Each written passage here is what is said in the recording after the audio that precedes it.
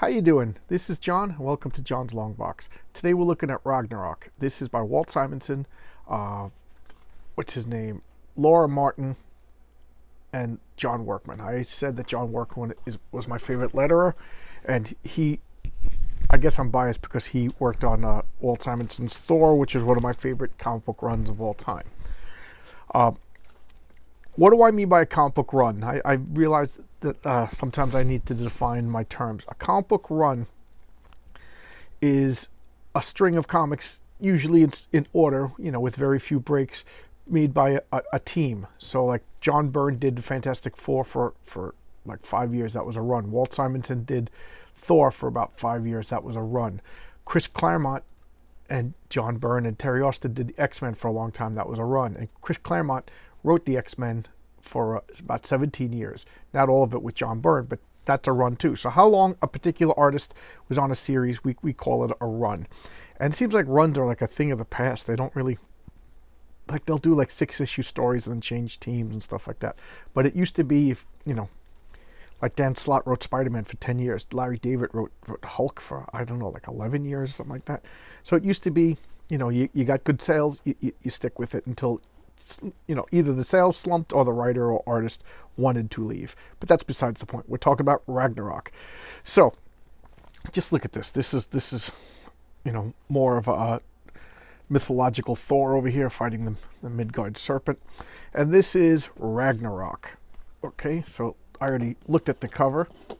I already looked at the credits, but you have Walt Simonson. He's writing it, he's drawing it, and he's inking it. And Laura Martin is coloring it. John Workman is the letterer. And I don't know these people at all, so I can't make any comments. But the coloring is very, very understated. Very, I don't know the technical term, but to me it seems just like watered down. And that kind of works with the story that we're telling. So here's John Workman using like a Norse runic font. And I don't know, the way he spaces in word balloons, in this case word rectangles, it just fits. So here's the gods fighting. This is Ragnarok. This is the Fenris wolf. I could assume this is like Vidar and Heimdall, and even Loki is stabbing Heimdall. I guess this is Heimdall. And the gods are all dying as prophesied. I gotta pull out. And there's Thor challenging Jormungandr, the Midgard serpent. The serpent's so big that it wraps its body around the entire earth and then puts its tail in its mouth. So look here, look, Thor's throwing his freaking hammer, smashing through, killing him. 9 paces fares the son of Forgyn. The mythological Thor is not Frigga's son. It's the goddess of the earth, Fjorgyn. And Odin the sky. That's why lightning goes. Thor's the god of thunder and lightning. That's why lightning goes from the sky to the ground, because Odin is the father and his mother is the Mother Earth. And then he takes 9 steps and the venom from Jormungandr drowns him in poison and he dies. And the earth goes on to fire. And don't go, mama. And here we have dark elves. And this is 300 years after Ragnarok.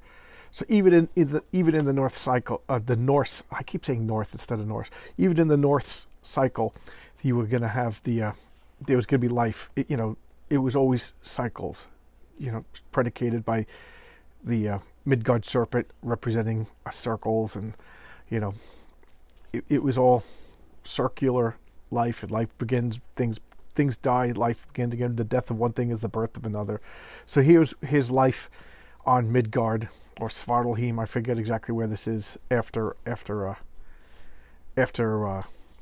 Ragnarok. So here she's the dark elf, and we got some goblins and monsters, and she's fighting everything. She's looking for her husband when this guy shows up. And if you saw my last showcase where I talked about Thor 337, you saw how Beta Ray Bill, I said that Walt Simonson's designs, I could always spot his designs a mile away, just like I could always spot George Perez's designs. They're very unique to that artist.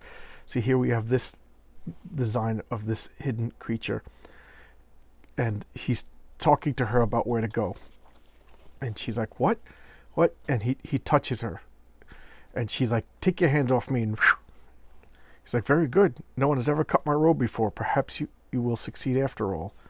And then he disappears. So 3 days later, she's going off a mission to find out what happened to her husband and her child. Riding this like nightmarish post Ragnarok beast, and they go into this village of like, I don't know what race of people, but they're like monstrous. And this is all she knows. And all of the world is barren. Food's not growing, so food is scarce. Everybody's nasty, and the world has become cruel again. And that's one thing that we forget in modern world, is that for most of human history, the world was a cruel place. You know, cruelty was the norm for most of human history. And here she is getting her thoughts together. Guys are going to go attack her. And, oh, I thought I skipped a page. I'm sorry about that. So they talk, they put the son and the father in with this trapped, look at that being, no lower jaw, just this monstrous being. And here they are going through this town, and then they lock the door. It's a relic of the dead, but once it was an object of great power, we must be cautious. What do you think that is?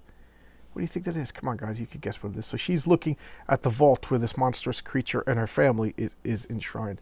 So she's trying to break it out, and as they attack it, this thing erupts with a Brakathum. There was no blacksmith. He'll kill it. So she's like, I got to speak words of power. So shatter the chains of iron, the gates, dark secrets, open now before. So she speaks some language, and it opens up. That thing falls off. We all know what that is. Come on. And the vault opens, and they're going inside. Why do you stop? She's like, my brother, you know, you don't rush into things if you want to live. Look at this big vault. And then they find that. Did you figure out what that is? Because that's the last page of Ragnarok. That's Thor. And that was his hammer, used as a way to keep people from getting to his prison. So Thor has been imprisoned after Ragnarok, and he's undead. He's like a lich, because he's not really a zombie. He's not mindless. And he comes back, and he's trying to restore the world to its former glory after Ragnarok. And, you know, the letters pages are like, is this, you know, a continuation of your Marvel story? And Walt always beats around the bush, you know, because you don't want to explicitly say it. You could get in trouble. But, you know, if Ragnarok was to happen in Marvel, and Walt had free reins to tell his story, this is what he would tell. It's wonderful. I think it went up to like 6 or 7 issues, and then volume 2 has come out. I read all of the first series. I still have the second series to read. I missed an issue, and then I had to find it, and then once I was hunting for it, I put it in my to read box, and it kind of got forgotten about until I looked at the Beta Ray Bill comic yesterday. So there you go. I dug this out. I'm gonna read the second volume. Yeah, Walt Simonson's one of my favorite. This is so good. If you like the Walt Simonson run on Thor, you will like this. Although it is a little dark. You know, it is a little what's the word? Like a doom and dread permeate the whole series.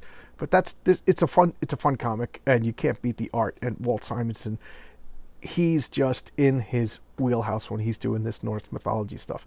His art, to me, just this pseudo mythological world, it just fits so well. So thanks a lot. Thank you for spending time with me tonight. And I got one more subscriber, so thank you, whoever you are. I appreciate it. I appreciate everybody who takes the time to watch my videos. Thank you so much. Bye-bye.